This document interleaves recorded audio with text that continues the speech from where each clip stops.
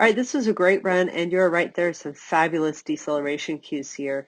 You did a really great job on that front. And the first one actually, so beautiful stop contact there. And then you have this really nice stop right here and this beautiful wrap back to the weaves. Great job. And then you have this gorgeous blind cross while your dog is in the weaves.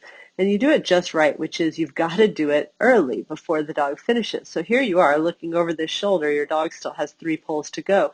Most people are too afraid to do that and they end up blinding late. This is exactly right. Absolutely perfect.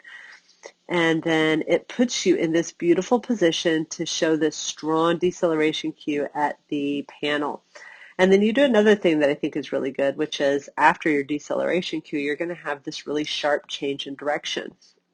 And that's really going to help your dog there get that turn. So I think that was beautifully, beautifully done. I think this is also a spot where if you have a bypass cue, I would use it in this spot too. Because this distance is relatively short to this jump, it is a very logical next jump for the dog. Your motion in this direction doesn't necessarily rule it out. So I think a bypass cue there would not be inappropriate at all.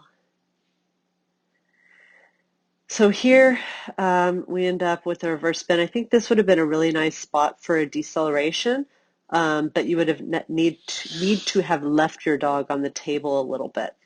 You don't really have any time or space to show a strong deceleration cue here, or for the dog to really perceive it as well. They're just starting to get going when you're already slowing down again there after the table.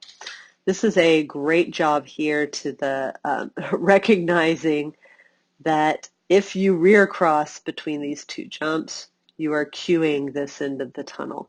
And so this is a very, very clever bit of handling here where you just continue to basically run this side until your dog is fully committed to the tunnel, and then you do the cross while the dog basically can't see it anymore.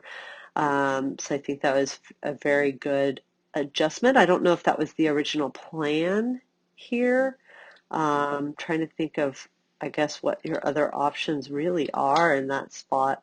Um, I guess you can certainly kind of forget about this turn and let it happen while you come across here for some sort of blind or front would be the other option. Very nice stop. Okay, here on the wrap versus rear, this is very, very common and very, very difficult to handle because you can see that as your dog comes into this jump, your shoulders are facing this way. You're converging a little bit. Now your shoulders are faced more this way, but your dog is already basically committed to how they're going to take this jump.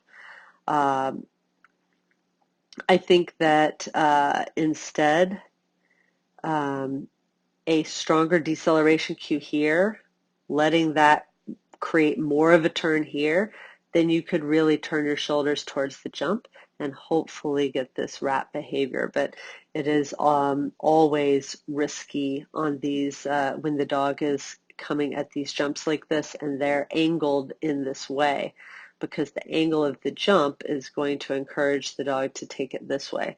And you're having to fight against that to get the wrap.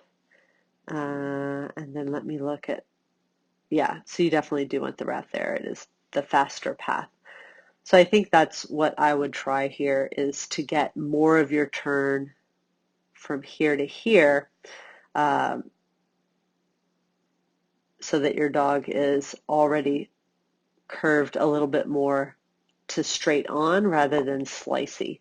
And you can face your shoulders towards, that's not a very good arrow, towards the jump, same direction as the dog, rather than this pressure line that the dog is going to read as the rear cross.